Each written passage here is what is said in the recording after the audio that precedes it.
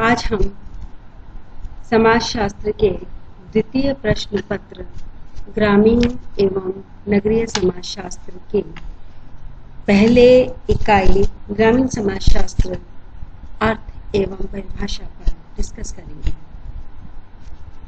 मानव व्यवहार का अध्ययन करने वाले विज्ञानों में समाजशास्त्र अपेक्षाकृत नया विज्ञान है, ये तो आप पहले से ही समझ चुके हो।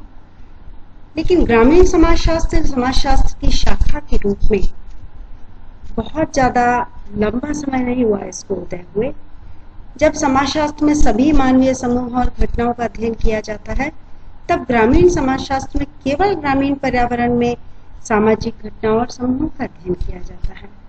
जैसा कि इसके नाम से स्पष्ट है, अगर हम इस विज्ञान की शब्द रचना पर ध्यान दें तो ये पता लगेगा कि ये दो शब्दों से मिलकर बना है, ग्राम और समाजशास्त्र। इसका अर्थ यह हुआ कि समाजशास्त्र की वो शाखा जो ग्रामीण जीवन, ग्रामीण समूहों, ग्रामीण संबंधों और ग्रामीण जगत का अध्ययन करती है। अगर हम समाजशास्त्रियों पर ध्यान दें तो ये कहा जा सकता है कि A.R. देसाई की जो हमारी रूरल सोशियोलॉजी के ऊपर लिखी गई पुस्तक है, उसमें उन्होंने लिखा है ग्रामीण समाजशास्त्र का मूल कार्य ग्रामीण समाज के विकास के नियमों को खोज निकालना है। इसके अलावा अगर हम दूसरी परिभाषा देखें J.B. चितांबर की, ग्रामीण समाजशास्त्र को ग्रामीण मानव और उसके समूहों के साथ अंतःक्रिया का अध्ययन करने वाले विज्ञान के रूप में परिभाषित किया जा सकता है। तो ये कहा जा सकता है कि ग्रामीण समाजशास्त्र ग्रामीण पर्यावरण में मानवीय संबंधों का अध्ययन करता है। ठीक है, उन सभी मानवीय संबंधों का अध्ययन जो कि ग्रामीण पर्यावरण में विकसित हो रहे हैं। और क्या स्पष्ट होता है परिभाषा से? ग्रामीण समाजशास्त्र के अंतर्गत ग्रामीण समूहों, ग्रामीण सामाजिक प्रक्रियाओं, अंतःक्रियाओं या ग्रामीण सामाजिक संरचना, संगठन, इन सब का व्यवस्थित अध्ययन किया जाता है। इस प्रकार ग्रामीण समाजशास्त्र एक तरह से पूरे ग्रामीण जीवन का विज्ञान है। और ये केवल सैद्धांतिक ज्ञान नहीं है, बल्कि ग्रामीण समस्याओं के निराकरण, ग्रामीण पुनर्निर्माण और उत्थान में व्यावहारिक योगदान देने वाला विज्ञान भी है। तो इस तरह से आप ये समझ सकते हैं कि ग्रामीण समाजशास्त्र उत्तम रूप में ग्रामीण जीवन का समाजशास्त्र है और इस ज्ञान की एक ऐसी व्यवस्थित शाखा है जो ग्रामीण समाज, उसके संगठन, उसकी संरचना और उसकी वैज्ञानिक विधि के परिणाम स्वरूप पनपी है। ठीक है, अब ये देखते हैं कि ग्रामीण समाजशास्त्र की उत्पत्ति कैसे हुई। तो ग्रामीण समाजशास्त्र की उत्पत्ति और विकास के बारे में अगर हम बात करें तो मानव का सबसे पहले निवास कहाँ हुआ? गांव में। नगरों का निर्माण तो बहुत बाद में हुआ। तो ग्रामीण समाज का जो इतिहास है वो नगरों के इतिहास से पुराना है। ग्रामीण समाज के बारे में बहुत ही प्राचीन काल से अध्ययन हुआ है, ग्रामीण इतिहास के बारे में अध्ययन हुआ है, उसके परिवर्तन, उसकी समस्याएं, उनको हल करने के प्रयासों के बारे में समय समय पर समाज सुधारकों ने या प्रशासकों ने, दार्शनिकों ने अपने बहुत सारे विचार व्यक्त किए हैं। ऐसी बहुत सारी पुस्तकें मिल जाएंगी जिसमें कि वैज्ञानिक विधि से ग्रामीण जगत का अध्ययन किया गया है। लेकिन ये कहा जा सकता है कि जो वर्तमान ग्रामीण समाजशास्त्र है उसकी उत्पत्ति तो नगरीकरण और औद्योगिकरण के प्रभाव से उत्पन्न जो ग्रामीण समस्याएं के अध्ययन थे उनके हल करने की जो आवश्यकता थी उसी का परिणाम माना जा सकता है। यानी कि कहा जा सकता है कि 19वीं सदी के मध्य में कुछ ऐसी घटनाएं घटी जिन्होंने अब तक चले आ रहे ग्रामीण जीवन को झकझोर दिया। जैसे क्या घटनाएं हो सकती हैं? वो हो सकती हैं पूंजीवाद अर्थव्यवस्था का उदय, या उत्पादन में मशीनों का प्रयोग, या औद्योगिकरण, नगरीकरण के प्रभाव से प्राचीन ग्रामीण अर्थव्यवस्था और सामाजिक जीवन में होने वाला परिवर्तन।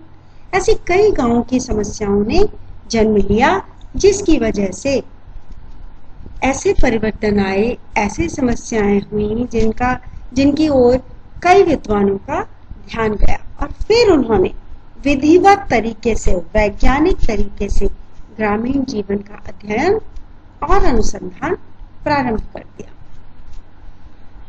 अब ये तो आपको पता ही है कि भारत में गांवों में बहुत लोग बसते हैं और गांव में ही हमारी प्राचीन संस्कृति और सभ्यता और उसके स्रोत और केंद्र हैं। और हमारे जितने भी प्राचीन धर्म ग्रंथ हैं, वेद, पुराण, स्मृतियां, संहिताएं, सभी विभिन्न पक्षों से विचार से, विभिन्न पक्षों के उन पर विस्तार से चर्चा की गई है। कवियों और रचनाकारों ने तो गांवों की बहुत बहुत प्रशंसा की है, उन्हें स्वर्ग के तुल्य बताया है। लेकिन कुछ फिर ऐसी महत्वपूर्ण घटनाएं घटी कि गांव का जो प्राचीन स्वरूप था वो बदल गया। चाहे वो घटनाएं औद्योगिकरण हो, चाहे वो नगरीकरण हो या यातायात के विकसित साधन हो, जिसने ग्रामीण जीवन को पूरी तरह से परिवर्तित कर दिया। तो गांव में बहुत सारी समस्याओं ने जन्म लिया, जैसे गरीबी, बेकारी, ऋणग्रस्तता। आप तो बहुत अच्छी तरह से समझते हो गांव की समस्याओं को, क्योंकि बहुत सारे आप में से छात्राएं गांव से निकट से संबंध रखती हैं। तो ये जो समस्याओं ने जन्म लिया, तो कुछ समय तक तो जैसे कहा जा सकता है अंग्रेजी शासन काल में तो गांव की इस दशा पर, इन समस्याओं पर कोई विशेष ध्यान नहीं दिया गया और गांव की हालत बुरी बदतर से बदतर होती चली गई। तो फिर भारत में जो ग्रामीण समाज शास्त्र के ऊपर विचार किया गया या उसका विकास किया गया, इस बात को हम दो भागों में बांट सकते हैं। वो दो भाग हैं, एक तो स्वतंत्रता से पूर्व ग्रामीण समाज शास्त्र का विकास और स्वतंत्रता के पश्चात भारत में ग्रामीण समाज शास्त्र का विकास। तो भारत में पहले हम बात करते हैं स्वतंत्रता से पूर्व ग्रामीण समाज शास्त्र के विकास की। तो भारत में स्वतंत्रता से पूर्व अंग्रेजी शासन के दौरान 19वीं सदी में गांव के जीवन से संबंधित कई अध्ययन हुए, जिनका उद्देश्य ग्रामीण पुनर्निर्माण, सुधार या कल्याण आदि नहीं था, बल्कि राजनीतिक लाभ उठाना था। लेकिन हर चीज का कोई ना कोई इफेक्ट और साइड इफेक्ट होता ही है, आप लोग जैसे जानते हो।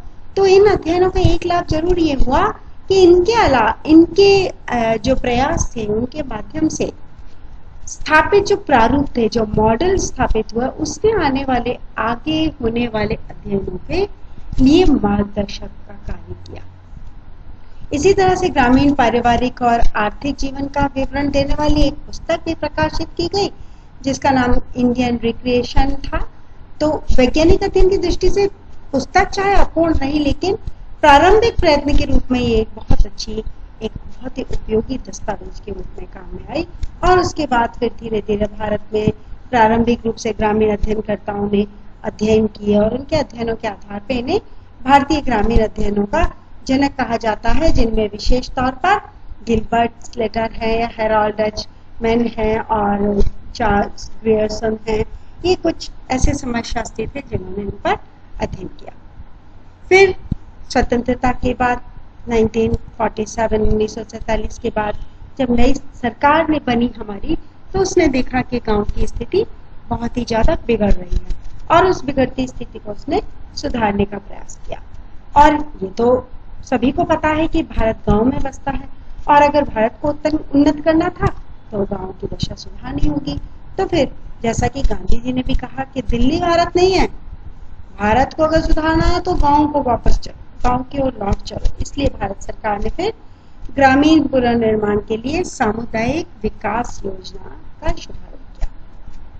प्रोफेसर ए आर देसाई, जिनका मैंने पहले भी उल्लेख किया, उन्होंने कहा कि ग्रामीण सामाजिक संगठन, उसके ढांचे, उसका कार्य, विकास का व्यवस्थित अध्ययन केवल आवश्यक ही नहीं था, बल्कि स्वतंत्रता पश्चात तो वो अनिवार्य हो गया।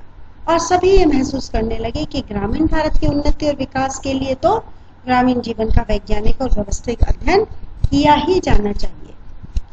फिर अनेक विद्वानों ने भारतीय ग्रामों का अध्ययन किया और धीरे धीरे करके बहुत सारे ऐसे अध्ययन किए गए जिनसे संबंधित बहुत सारी पुस्तकें, पत्र पत्रिकाएं आदि प्रकाशित होने लगी, सर्वेक्षण हुए, सर्वेक्षण की रिपोर्ट्स आने लगी और फिर धीरे धीरे भारत की संस्कृति का, गांव की संस्कृति का विदेशी संस्कृतियों से प्रभाव, गांवों का तुलनात्मक अध्ययन आदि बहुत सारे काम होने लगे। जैसे ऑस्कर लेविस ने मैक्सिको और भारत के 2 गांवों का तुलनात्मक अध्ययन किया। ग्रामीण समाज के बारे में भी भारतीय ग्रामीण समाज नामक संस्था ने एक बहुत बड़ा योगदान दिया। उन्होंने बहुत सारी पत्रिकाएं निकाली और बहुत सारे बुलेटिन्स निकाले, बहुत सारे अर्धवार्षिक और ये पत्रिकाएं ऐसे प्रकाशित करवाई और फिर गांवों के बहुत सारे अध्ययन किए गए। बहुत जैसे श्यामाचरण दुबे ने इंडियन विलेजेस के नाम से पुस्तक लिखी और उसमें उन्होंने गांव का अध्ययन करके उसमें विस्तार से लिखा। इसे एम.एन. श्रीनिवास ने, मैकम मेरिट ने, मजूमदार ने, इस तरह से B.R. चौहान ने, A.R. देसाई ने, आंद्रा बेताई ने, ऐसे बहुत सारे समाजशास्त्रियों ने अध्ययन किया और बहुत सारी नवीन अवधारणाओं का प्रतिपादन किया, जो कि प्रथम वर्ष समाजशास्त्र में हम पढ़ भी चुके हैं। जैसे कई सारी नई अवधारणा हुई, संस्कृतिकरण हुई या पश्चिमीकरण हुई, या श्रीनिवास ने प्रभु जाति की अवधारणा दी, जिसमें या रॉबर्ट रेडफील्ड ने लघु समुदाय, लघु परंपरा, महती परंपरा आदि अवधारणाएं दी। और ऐसे ही मैकम मेरिट ने जैसे सार्वभौमिकरण और स्थानीयकरण की अवधारणा दी। ऐसे बहुत सारी अवधारणाएं ग्रामीण समाज के ऊपर दी गई और ग्रामीण साहित्य उपलब्ध होने के पीछे ये कि बहुत बड़ा इनका योगदान कहा जा सकता है। तो ये कह सकते हैं कि हम ग्रामीण समाजशास्त्र की उत्पत्ति में इन सारे समाजशास्त्रियों का बहुत योगदान है।